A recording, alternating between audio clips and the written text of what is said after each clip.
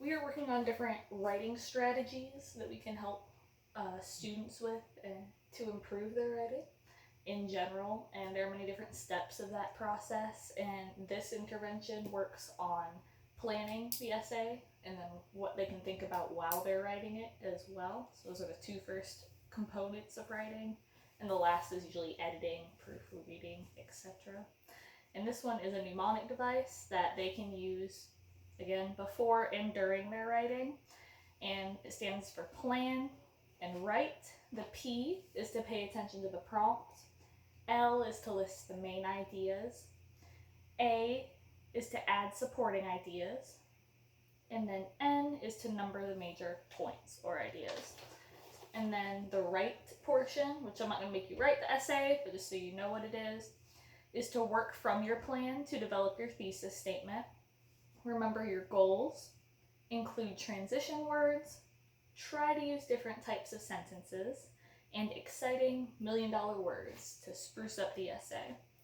So just looking at the plan portion of it, I have a prompt for you here, and you can read through it on your own and do the P portion, pay attention to the prompt, and it's about if colleges should support their athletic programs financially as much as they do. And it explains different reasons, what's going on at the schools, how much coaches get paid, things like that to consider. And so reading the prompt is the first part. And then when you're done reading the prompt, you can list the main ideas and start to generate what you would write about based off of the prompt. The A is to add supporting ideas, so maybe reasons why or other parts of the prompt that you haven't written yet.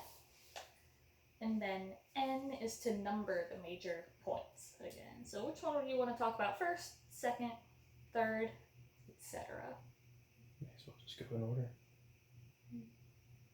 Yeah, sounds good.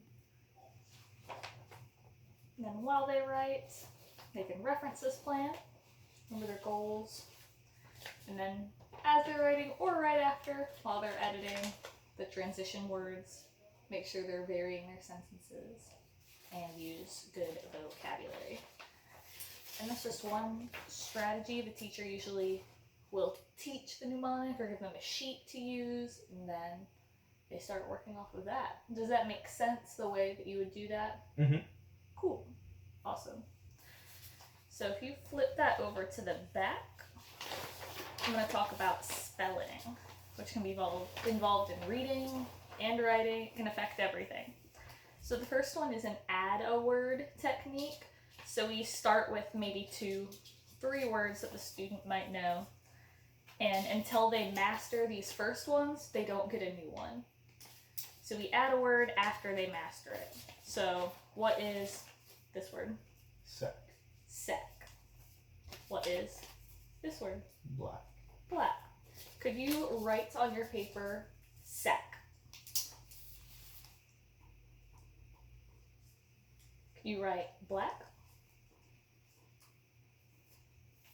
Did you get them right? I did. Good job. Now, one more time, because we check for mastery. We want to make sure they have it consistently down. Can you write sack for them?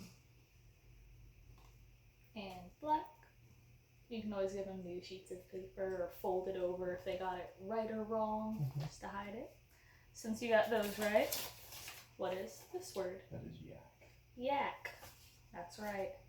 So we've had sack, black, And yak. and can you spell yak for me? On the paper or verbally? On the paper. Okay. Did you get it right? Mm-hmm. Good job. And so that's how that one works. These are obviously below your grade level, but it's the same concept. The next one is very similar because it's also a spelling technique. It's repeated review of spelling words with shared rhymes. So I prepped these with this intervention in mind.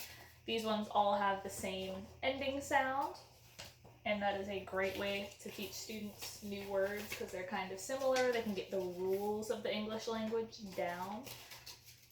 So with these ones, I would share them just like I did with you. Black, sack, yak, quack. We've got got all of these. And the repeated review is that we say them, we look at them with the flashcards like we just did. So I showed you this word and you told me Quack. this is quack Black. and this is black. Stack. Stack. And so after we go through it verbally once and you've seen the spelling, then the teacher would hold back the cards and say, can you spell stack for me? And then you would write it. Gotcha. So they look at it, they know how to say it, they know what word it is, but then can they spell it without any help? And so then I would say, can you spell quack on your paper? And they would write it down. Thank you. And those are two different spelling things that we can do to help students just get it more efficiently and help them the best that we can.